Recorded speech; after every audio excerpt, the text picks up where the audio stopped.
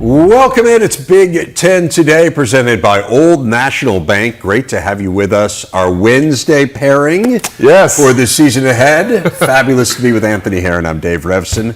Welcome, my friend. Thank you. We're still days away from the current Big Ten taking the field here, but we're getting into regular season mode. Our routine shall begin. Yes. Let it be said, let it be done. The routine is underway, and our routine, of course, always starts with our big story, and today we are focusing in on the preseason All-American list. The AP team out this week, 10 players on the first team from the Big Ten. Blake Corum of Michigan leading the way at running back. 2 first-team receivers at Ohio State, Marvin Harrison Jr., Emeka Egbuka. Got 3 Buckeyes, 2 Wolverines, 2 Hawkeyes on the first team. The second team includes Wisconsin running back Braylon Allen, couple more Ohio State players, JT Tuimoloau, Donovan Jackson, plus Michigan corner Will Johnson. So, from a Big Ten perspective, Mr. Herron, what stands out to you as you look at those lists? That seemingly every team from the Big Ten that had a first-team All-American, you have other individuals sometimes within that position room that you could make the case that maybe they're as good as or deserved, first-team All-American possibilities, recognitions. I mean, Blake Corum, there's a no-doubter right there, but then Donovan Edwards is a guy who gets Heisman buzz, for the way that he's been able to perform in his young Michigan career. Multiple Ohio State receivers between Emeka Egbuka and Marvin Harrison Jr. Even the Iowa secondary, where, yes, Cooper DeJean leads the field for them back there, but multiple players in the Iowa secondary that have been exceptional on the day. And so I think that this Penn State offensive line is worthy of recognition. Olu Fashion is no doubt the best offensive tackle in the country, but then it's going to be the deepest Penn State offensive line we've seen James Franklin have. So across the board, you're seeing teams represented in the Big Ten that you say, it's not just that one individual talent at the top of the platform for them, but these position rooms are as deep as they've been. Would agree 100%. I thought one thing that was interesting, and take it for what it's worth, but the Big Ten far and away had the most first-team AP All-Americans. They had 10, as I mentioned. The SEC was second with 7. So the individual star power in this league is pretty amazing. I think when it isn't a quarterback, sometimes that gets lost in the shuffle a little bit of kind of how deep and how talented the league is, because those are always going to be the marquee players. The Big Ten does not have an All-American quarterback, did last year in C.J. Stroud, at least don't in the preseason. But that really does speak to the depth of this league and how many good players. And you make the example, Johnny Newton on a list. Keith Randolph could easily be on that list as well. So you kind of go down the line and you see the strengths that are throughout this league. And we have big expectations for the Ohio State front seven, where Tommy Eichenberg recognized there as a linebacker, but multiple defensive linemen. JT Tuimoloau, who makes one of the other teams there, but Jack Sawyer, who's had so much attention through the recruiting rankings, and then now his career, we're seeing it burgeoning a little bit more. We've seen flashes of that, but that level of player, even Michael Hall Jr., he may be the one who's probably had the most consistency as far as being a formidable force in that front seven for the Buckeyes. So there's depth across this league, position groups and position groups that are married with other groups like the front seven for the Buckeyes. There are playmakers all throughout this conference. And of course, the expanding Big Ten, you go beyond that to the teams who are joining in 2024, the talent that's on those rosters this season as well. This year in the Big Ten is going to be exceptional, but you think to 2024 and beyond, man, the depth of this conference is astounding. If this were next year, we would not be lacking for an All-American caliber quarterback in the Big Ten in the preseason. You look at the hype surround really 3 of the 4 teams that are joining have quarterbacks who at least somewhat are in that All-American or Heisman type conversation. Speaking of the quarterbacks, let's turn our attention to the Big Ten QBs and dive into some of the quarterback battles. I want to start in Columbus, and this one's gotten a lot of attention this week because Ryan Day has said it's too close to call on Devin Brown and Kyle McCord. So I would say that when we were at practice, they certainly split the reps very evenly. Now you wonder sometimes, are they splitting the reps evenly because it's even, or are they splitting the reps evenly because they know that we're there? But either way, I would say, as Howard and Jerry and I watched, we saw 2 really talented quarterbacks. But could you really separate them? Could you say that one was head and shoulders above another? Not based on that day, you couldn't. So what do you make of that when you're taking over for someone as good as C.J. Stroud, to have an uncertain situation in terms of who the clear leader is. As successful as Ryan Day has been already as a head coach, he's still very young in his career as a head coach. And I've really been intrigued just watching the way that Ryan Day has continued to develop as a head coach, the various situations that pressure cooker that is Columbus has presented to him. Last season, he needed to coach his team in a slightly different way to respond to the physicality that they were really not able to absorb the previous season against Michigan and others. And I really feel like he did an exceptional job making that happen. It was a better Ohio State team last season, even though it was another year where they didn't win the Big Ten. This season's challenge will be you have multiple talented quarterbacks. How do you attack that when they're stylistically different as well? He's no stranger to deep QB rooms, but between Kyle McCord, Devin Brown, this signal caller that right now is going to take over a program that's lost to Michigan the last 2 years, that hasn't won the 2 Big Ten championships over the last couple, but did make the college football playoffs. So there will be a different type of scrutiny on quarterback for Ohio State. And I think it would be ironic if you see Ryan Day make a decision that mirrors what we saw his arch rival in Ann Arbor do last season. Could we see? And I asked him about this in Indianapolis during Big Ten football media days, and he didn't necessarily say it wasn't a possibility. We could see multiple quarterbacks playing for Ohio State early in the season, and then he, as a play caller, where he did admit recently he'll likely handle the majority of the play calling at least early in the season and sort of ease his new offensive coordinator, Brian Hartline, into that role. But the offense will likely function differently with Kyle McCord behind center versus Devin Brown behind center. I think it's going to be fascinating to watch that play out. He did reiterate this week kind of what you had mentioned that you touched on at Big Ten Media Days, and that's the possibility of playing multiple quarterbacks, certainly in the Indiana game. I mean, I think, and this is with all due respect to Indiana in particular, you never take a conference game lightly, but if you look at those first 3 games, Indiana, Youngstown State, Western Kentucky, it does give you a chance to kind of figure it out. And then you've got the huge game in South Bend against Notre Dame. And I would say by the time you get to week 4, if you don't know who your quarterback is, then that probably becomes a concern. We saw, and you and I talked about it going into last season, the position that Jim Harbaugh and Michigan were in. He ended up trading starts with the quarterbacks early in the year. Could we see Ohio State do that, or is it just trading series or trading quarters or some version of that? Because both are distinctly talented. Now, Kyle McCord is going to be the guy where there's mobility there for Kyle McCord, but he's not the pure athlete at quarterback that Devin Brown can present to the defense. And watching it play out in practice is one thing, but in a game setting, for Devin Brown, where there's legitimate duress you're facing from the opposing defense, that'll present a different type of evaluation. So even if Kyle McCord is sort of running the offense and executing the X's and O's in a way that suits just the playbook, the play style of Devin Brown may be something that showcases itself a little bit better on game day when you're extending plays, throwing at odd arm angles and just sort of improvising beyond the X's and O's. That's where he can be a little more special and perhaps has a higher ceiling than Kyle McCord. So Ohio State fans, they may be in for a bit of a ride here in the initial weeks of the season because, to your point, Dave, these are opponents from a matchup perspective that Ohio State, as tends to be the case with the Buckeyes, that they will be favored against, they will have a personnel advantage against. And again, it's not like you're going to trot either quarterback out there and feel like that you don't have someone who can make plays. They will just make them in a different way. One of the conundrums, I think, for Day will be because receiver is so stacked for the Buckeyes, running back is so stacked for the Buckeyes, you don't necessarily need your quarterback to be a special individual playmaker. So does that give advantage to Kyle McCord just because he may be the safer pick? I am so eager to watch this play out, man, because there's a lot of factors that'll go into it. And then the familiarity was Marvin Harrison Jr.'s quarterback in high school, so you can't overstate the importance of that. I guess I would just say it doesn't necessarily reflect poorly on you that you should, at this point, and don't have a quarterback yet. Alabama doesn't have a quarterback yet. They'll probably be okay, too. I think Ohio State and Alabama will be all right. Penn State does know who its quarterback's going to be. It's Drew Aller. There's been so much excitement about him. He was a 5-star recruit. He did play some a year ago, and I thought James Franklin did a masterful job a year ago of getting Drew Aller in and getting him in fairly meaningful situations. And so it's not as if Drew Aller hasn't played at all, and that's tough to do when you have Sean Clifford. You have your all-time passing yardage leader at quarterback. To figure out a way to finesse this and get him some experience is really important. They are extremely talented. You hinted at how good their offensive line is. I mean, I'll just say Like, they jumped out when we were practice all around. This is a really good team. So how much pressure is on Drew Aller to be really good right away?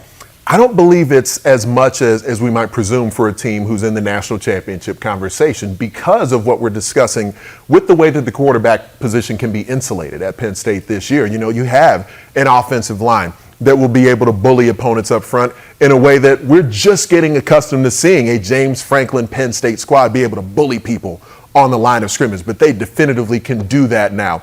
That insulates your quarterback. We know about the talent that Drew Aller will have behind him as he lines up behind center at running back. That makes all the difference in the world when you don't have to turn Drew Aller into a volume passer right out of the gate. He can hand it to Katron Allen. He can hand it to Nicholas Singleton. He can even have easy dump-offs to either player, especially Allen, who's maybe the more effective pass receiver, more comfortable pass receiver out of the two. And then the tight end position, of course, is deep in State College as well. So there's a lot on that offense where Drew Aller doesn't have to be special early, just like J.J. McCarthy wasn't special early for the Wolverines last year. You can grow into that role, and as he improves, as the offense becomes more well-rounded, maybe we get into the months of November.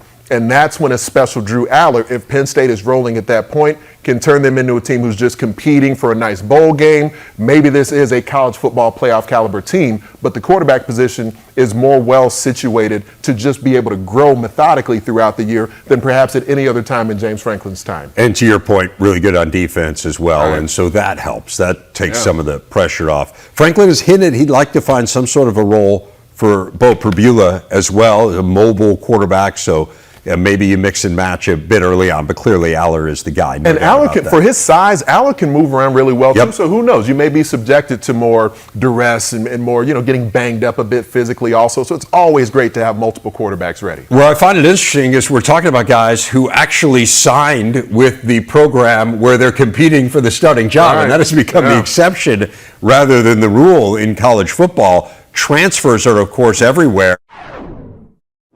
Big stat presented by Old National Bank shows you the role of transfers at the quarterback spot throughout the conference.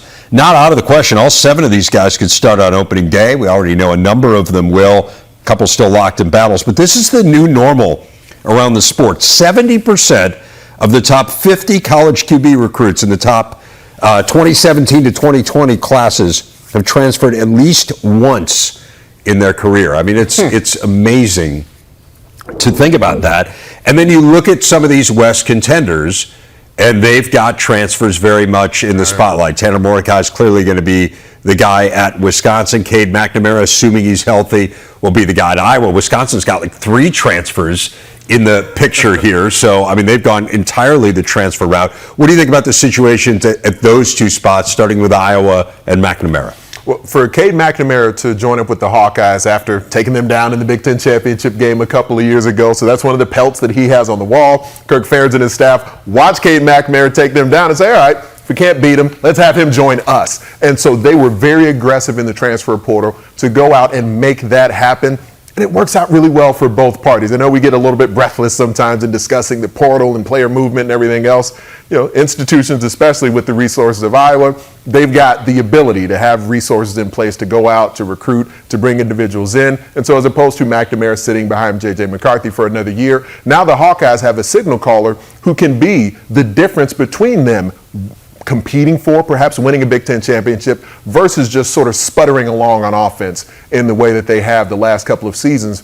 And that experience, that pedigree that he brings from Ann Arbor with him just bolsters the confidence of everyone in the room. Not only the playmakers on offense, the defense for the Hawkeyes. I mean, how much better could Iowa's defense be than it's been the last couple of years? Maybe if it wasn't punting is winning all the time. Maybe if it was an offense putting points on the board on a more consistent basis, allowing the defense to take the field and from a score perspective, play downhill at the opponent, dictate terms in a way that magnificent Phil Parker defense hasn't had the ability to dictate terms because you don't take the field with a big lead. And when you can do that, that's what can even enhance the level of execution we've seen from Iowa on the defensive side of the football. Well, everyone was raving about him, and he didn't practice when we were there. It's no great secret. He was smiling, though. He's been banged up. To see that. He was smiling. But to your point, people were talking about his leadership.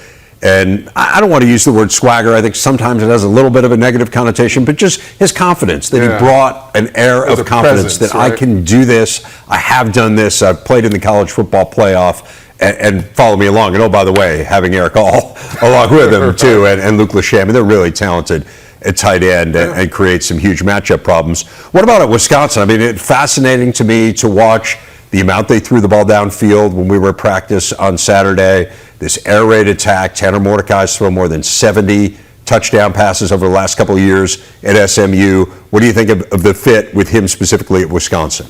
I'll be intrigued to see how Phil Longo utilizes not only Tanner Mordecai, who I wouldn't imagine he shows up in Madison without an expectation that he will throw the ball plenty, not likely as much as he did during his SMU career, but the playmakers on the outside will be different. Who knows? Even the formations may be a bit different than what's anticipated. Maybe it won't be a variety of 4 receiver sets on a consistent basis, but that's where the combination of Braylon Allen and an experienced offensive line. It was a Wisconsin offensive line that played okay last season, sometimes even played well last year, even though the offense was inconsistent. So you have that experience coming back up front.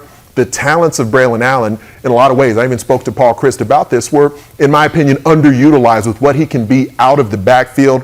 That won't be the case between Tanner Mordecai, Phil Longo. So this is a system that will say Tanner Mordecai will throw it a lot more than Badgers quarterbacks we're accustomed to, but he'll have players, even out of the backfield, that they'll utilize well. He's got a ton of receivers, too. I mean, that was the thing I think that was most eye-opening, frankly, was the receiver group. We've been going there for 17 years for preseason practice. Never seen anything like this with Wisconsin wide receivers. And look, the offense, if you're going to run the air raid, you're going to get quarterbacks, you're going to get receivers. People want to play in an offense like that. But you'll be impressed. I mean, the difference is readily apparent. So much. Big Ten Today is presented by Old National Bank, official bank of the Big Ten Conference. Penn State women's soccer got its first win of the year, topping Division II Westchester 8-0 on Sunday. Set single match records for both shots and corner kicks, scoring their most goals in a game since 2005. Among the individual stars, midfielder Kate Wiesner dished out 2 assists, her 3rd career multi-assist outing. You do that, and you are the big interview. Kate Wiesner is joining us now. And Kate, your team's played 2 games. You played that one. You also played number 2 North Carolina, a scoreless draw in that one. What have you learned about your team to this point in the season? It has been an excellent start to the season for us. Obviously would have loved to come away with a win on Thursday night, but North Carolina is an incredible opponent, and that was one heck of a match. Great start to the season for us, like I said. I think we learned a lot about ourselves. Happy with our starting point, but we got a lot of room for improvement as well. This is just the beginning for this group. Solid team performance from top to bottom. I think it takes all 11 of us on the field and everybody on the bench as well to pull out a win like that on Sunday. So super proud of this group and super excited for where the rest of the season can go for us. It's amazing to me to see that you guys were picked to win the Big Ten. That wasn't amazing. What was amazing is that it's the 21st straight season that Penn State has been picked to win the Big Ten in the preseason poll. What's it like for you and your teammates to start every season with that target on your backs? To be honest with you, we don't really care too much about that stat. I think we all come to Penn State because we know that there's a legacy of success here, both on the field and off it. But to us, it's about the process. We're a process-driven team. We know that championships aren't won based on what people say about us. They're won with our performance on the field. It's our job just to show up at training every day, trying to get 1% better every day. We know that if we do that and take care of the details, the results will come. Well, the results have come. I'm just interested in Coach Dombach and kind of what it's like to play for her and what makes her so good. Like, why is this program at that level year in and year out, in your estimation? Well, I could talk forever about how amazing Coach Dombach is, but I think the biggest piece that drives us is our culture. Soccer's one thing, and we're all talented individuals, and coach is an excellent soccer coach, but it's our culture that drives us. It's our culture that keeps us going, keeps us engaged, and I think that's the piece that we lean on when things, don't go our way, and that's the piece that keeps us going when we are getting the results. So we always fall back on our habits, fall back on our culture, and that's the piece that makes Penn State so special. You talk a lot about the culture there, and I think culture is a term that gets thrown around in sports a lot. Give me a sense of what that is. Like, how do you define the culture of your team, and how do you know when everyone's kind of in lockstep? Yeah, I agree with you. I think that a lot of teams throw the word culture around. A lot of teams throw the word family around. But when we say that at Penn State, we mean it. I love each of these girls like I would my own family. And I think that, we don't play to necessarily win rings. That's a goal, but we play for the people to the left and to the right of us. We know that I'm going to go to war for each and every one of my teammates, and I know that they're going to do the exact same for me. Well, you talk about players you play alongside. There's been a lot of talk about this midfielder group and how experienced you are at Penn State this year. Give us a little insight into your teammates there on either side of you. Yeah, we have an awesome group, a really good core group of returners, as well as a few really exciting new additions to the group this year. I think we're gonna lean on our experience, and we're also gonna ask some younger players to step up and play bigger roles that they haven't necessarily had to play in the past. But we've been working for this season since the last season ended. Preseason's only 2 weeks, but we've been going since the spring, since the summer, and so I'm confident in that we've built those relationships. We were all here, in June and July working on the pitch, not with our coaches, but just on our own, and that's the stuff I think that those relationships are going to be hugely important for us moving forward. You have battled some serious injuries in your career. You had a torn ACL. You essentially missed 2 seasons. What has it meant to you to be back? Like, has that changed the way that you view playing soccer?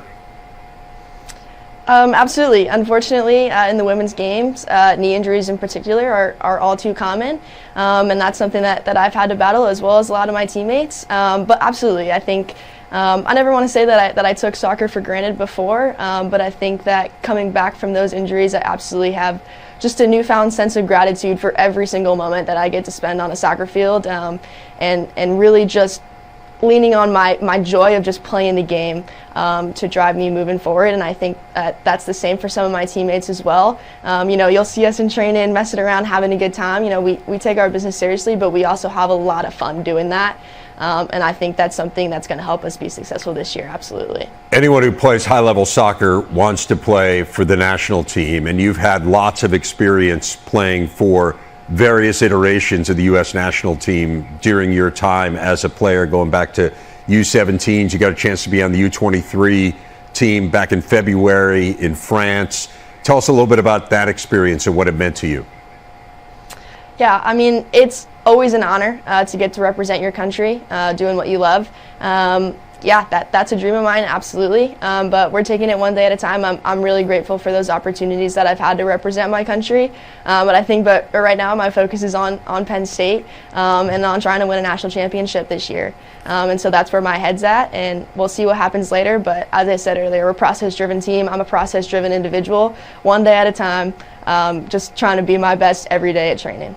It's interesting, too, to think, I did an interview with Carly Lloyd last year, and she was talking about how driven she was early in her career by being cut. She was cut from an all-star team in New Jersey, and that kind of fueled her fire. And in reading about you, I noticed that you had an experience early in your career where you didn't make a team that you were hoping to make as well. Tell us a little bit about that and what you learned from it.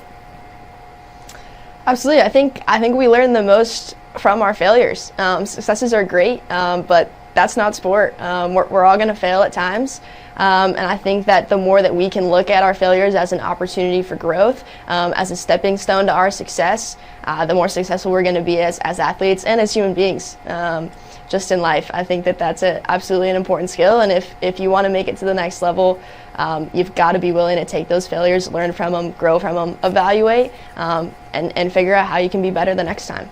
Well, I would say that you grew from it. You're a California native. You were the #1 recruit in the country not long after being cut from that Olympic development program team. Coming from California, obviously Penn State's a great program. You had your pick of great programs. What attracted you to go across the country and play for Penn State?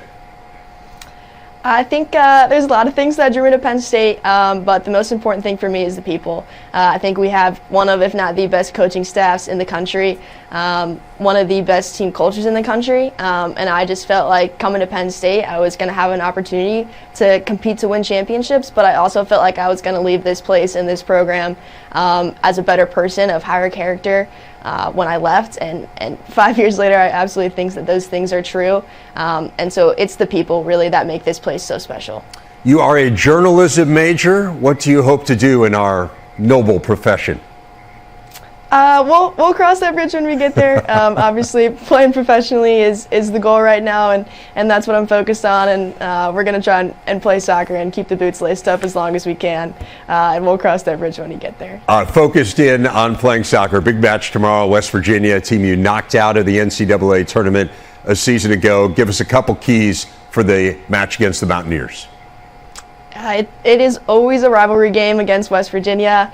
We know that they're going to come out hungry after the way that things went down last year, but we are fully prepared for that fight and that battle. We got to come out competitive, got to come out hungry. We're playing on their turf, but we believe that we can go toe-to-toe with them and hopefully come out with a win.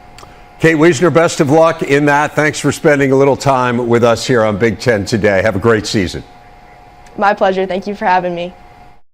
News out of Iowa City. It is not good news for Hawkeye fans. Kirk Ferentz saying starting defensive tackle Noah Shannon has been suspended for the entire season. This due to the NCAA's investigation into gambling. Iowa has appealed. Shannon apparently bet on a game that did not involve Iowa's football team, but involved another Iowa team. This has also obviously impacted Iowa State profoundly as well, including perhaps losing their starting quarterback for the year. Their starting running back announced that he is transferring. So it's not exclusive to Iowa, but it is really tough news for Noah Shannon in particular, someone who Kirk Ferentz raves about as a young person and really believes in him. What do you make of this, the impact on Noah Shannon and the impact on Iowa? It's unfortunate. I mean, I know you've gotten to talk to Kirk Ferentz about this specific topic, as have I, and he couldn't speak more highly of an individual than he speaks of Noah Shannon. And I'm a little biased, obviously, between the Hawkeyes, and he wears my old number, and I've loved calling his games in recent years because of the passion that he plays the game with. There's a lot within the sports betting world that's so new to some of the allowances there that a lot of us are still trying to get our minds and our arms wrapped around what's allowable and what's not, and some of the confusion associated with that. And Kirk Ferentz has gone out of his way to clarify that what Noah Shannon has been implicated in is completely separate from the criminal investigations that have been with some other backup Iowa players who are no longer with the Iowa program, some of the starters from Iowa State who have been implicated in some of that as well. So he seemed fairly confident just in his countenance about this topic that they weren't going to necessarily lose Noah Shannon, certainly not for the entire season. And with Iowa appealing, I know the hopes must be in Iowa City that they'll be able to get him back. But it is a deep and talented defensive front. So to the on-the-field portion of it, Deontay Craig and Logan Lee and Joe Evans, Y.A. Black. Yeah, They've Black got a lot had a great of guys day when up we front. were there. He was really good. Big, But I hear you just guy. personally for Noah Shannon feel terrible. Right. And again, as you said, Kirk Ferentz emphasized, this was not a legal issue. It's, the law is not involved in this. An NCAA issue, but again, it's laid out pretty clearly in every locker room what you can and can't do. Whether those rules need to change, I don't know. That's not for us to say, but really tough situation for Noah Shannon. Again, we'll continue to keep you updated on that. Let's get back to the quarterbacks, and we mentioned this on Monday. Not a huge surprise. Ole Miss transfer Luke Altmaier, the starter at Illinois. He's thrown 54 passes in his career, beat out John Paddock, who started 12 games at Ball State a season ago. They had good luck with the transfer last year. Tommy DeVito, incredibly accurate, actually set the school record for completion percentage in a season. Altmaier's a big, strong kid. He really threw the ball well the day we were there. What do you make of this decision going with Altmaier, and how do you think it impacts Illinois? So having Barry Laney Jr. back for another season as the offensive play caller, there was such efficiency to the way that the Illini threw the ball last season, like you referenced, nearly 70% completions for Tommy DeVito. And so it's almost surprising the void that it feels like is left there for a guy who was on campus for less than a calendar year. But DeVito did come in, galvanize the locker room, brought a level of confidence and bravado with him, a presence that it felt like at the time Illinois' offense really needed, and it bolstered what was an exceptional defense last year. There are playmakers that are there and available. Yes, you lose Chase Brown, you lose some offensive linemen from last season, but I do like the position that Luke Altmaier inherits here, where maybe the verticality of the Illini passing attack enhances this year. You got a guy like Malik Elzy who comes in as a highly regarded recruit, an immensely talented player. You add him in with Isaiah Williams, the new juice, as I like to call him, and Pat Bryant. So there's talent at receiver, so assuming health, there will be playmakers available at tight end, and even, I think, a fairly deep running back room as well between Josh McCray and Reggie Love III. So Luke Altmaier comes in not having to save the Illinois offense, perhaps just enhance a bit of what they can do with chunk plays. Agreed. DeVito was good last year because he was accurate, because when they decided to throw the ball, he put it there on time and on target. He wasn't a world beater, but that's not what they need. And they went from last in the Big Ten in completion percentage to first in one season, and that speaks to the coordinator as well. I have to tell you, the most impressive transfer quarterback on our tour was Hudson Card at Purdue. He had an unbelievable day. I mean, he was throwing on the run. You were talking about changing arm angles. He was tremendous with that, incredibly accurate. If I'm a Boilermaker fan, I'm really excited about Card. What do you make of this situation with him moving in? It's in a way a scenario where between Ryan Walters coming in the midst of all this other newness in the Big Ten, in the West Division specifically, with other new coaches who've been head coaches, who've had success other places, and all these other transfer quarterbacks, then what's happening with Purdue and West Lafayette is appreciated. And I feel like because Hudson Card comes in with a resume of success and now gets Graham Harrell as his offensive play caller, and so now you have sort of this coalescing of a young, energetic head coach, a great offensive play caller who's already proven that, and a quarterback in a similar fashion to Wisconsin, where you have a quarterback who's put up numbers elsewhere but now joins a program. The difference in West Lafayette, Purdue is accustomed to throwing the football. There is depth and talent at receiver. You even lose a great tight end, but we've seen what Garrett Miller can be at tight end also. Everyone loves Devin Maccabee as a running back, even though he doesn't need to be a volume carry guy. So this is a situation that a lot of newness in West Lafayette, it feels like a very easy fit, a much easier fit than it does with a couple of the other situations around the conference with new quarterback, new coach,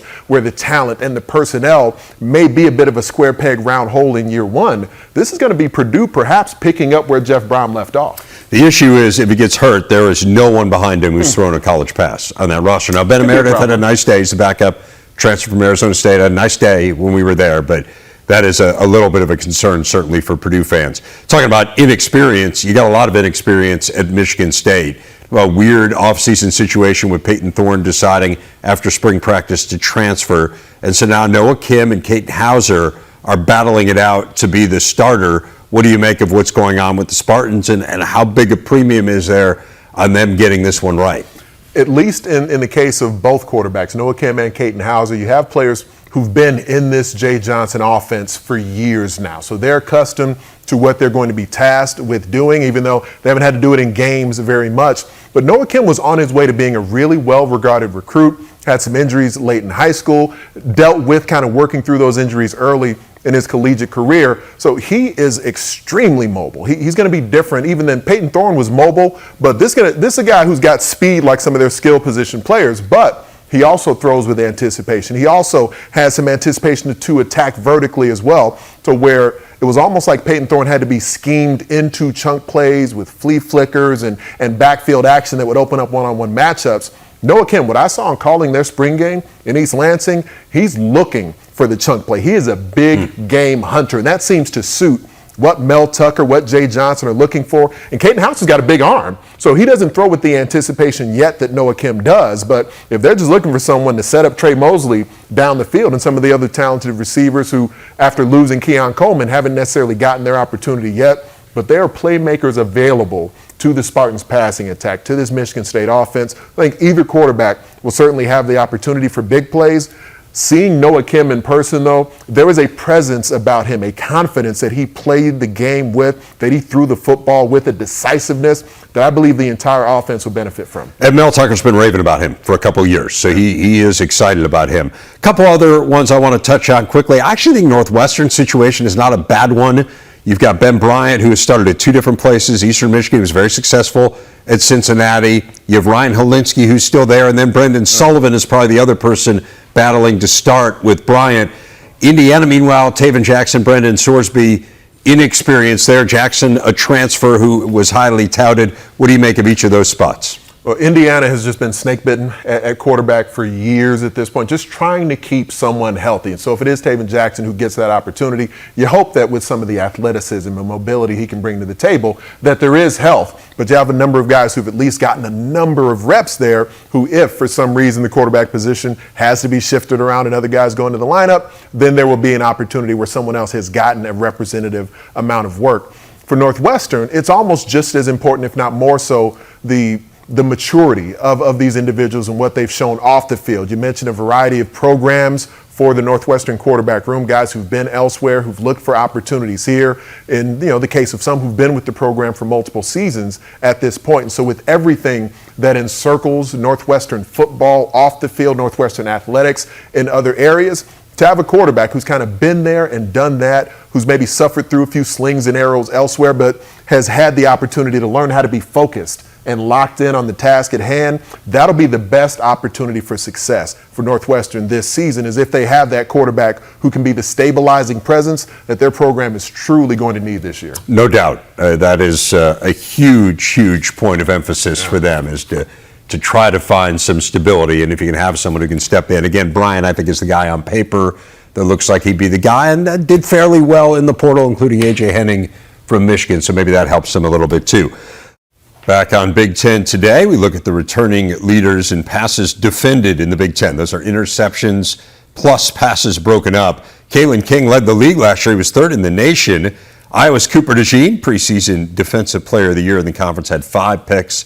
Max Melton, Johnny Dixon, Cam Allen rounding out that list, which gets us to the Big 5. We're counting them down, Letterman style. Anthony. Or Seacrest style. No, yeah, Letterman style.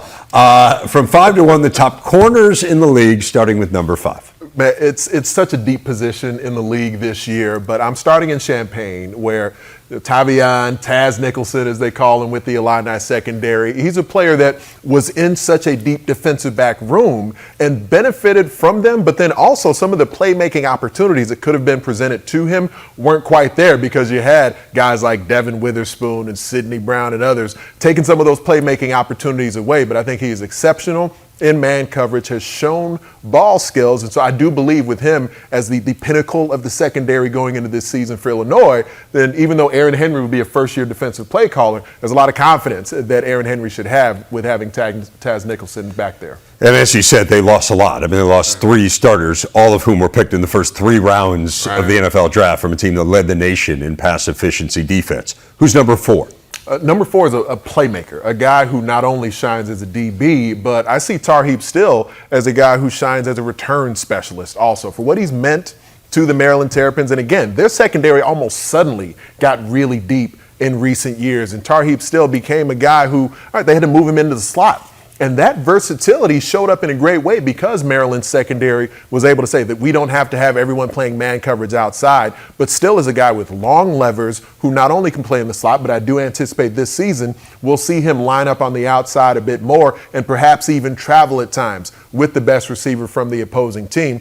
I just love the fact that he's a guy in the return game who can make plays for you also. So he's just got amazing ball skills. They really improved last year. He's got Bo Braid back there at safety as well, but went from 88th to 18th in the nation in pass efficiency defense in 1 year. It still had a lot to do with that. Who's number 3?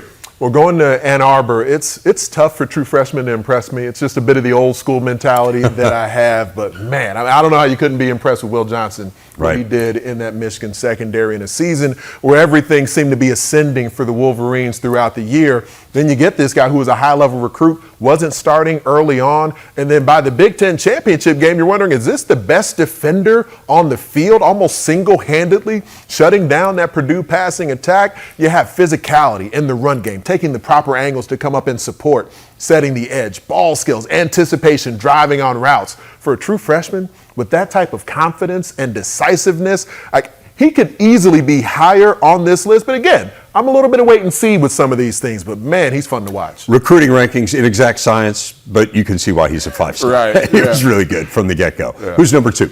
A guy who has been there and done that, a guy who's the Big Ten preseason Defensive Player of the Year from the Cleveland.com poll, and who happens to roam the same Kinnick Stadium that I did, Cooper DeJean. And I was talking about versatility with some of the previous guys. DeJean is a player who has played safety in his career, has played nickel in his career, has played corner, and I believe that'll be where Iowa will feature him most this season. And yes, he is also a return specialist as well. So we've seen those ball skills, the playmaking ability on display in a variety of areas. My hope still remains that we will see it at some point on offense for the Hawkeyes as well. But even if we don't, just him focusing on being amazing in the secondary, everything you want from a great DB with hips, size, playmaking ability to take the football away, Cooper DeJean has that. Part of that great defense that Phil Parker puts together year in and year out. They give up 24 plays of 20 yards or longer last year. That was the fewest in the nation by 8.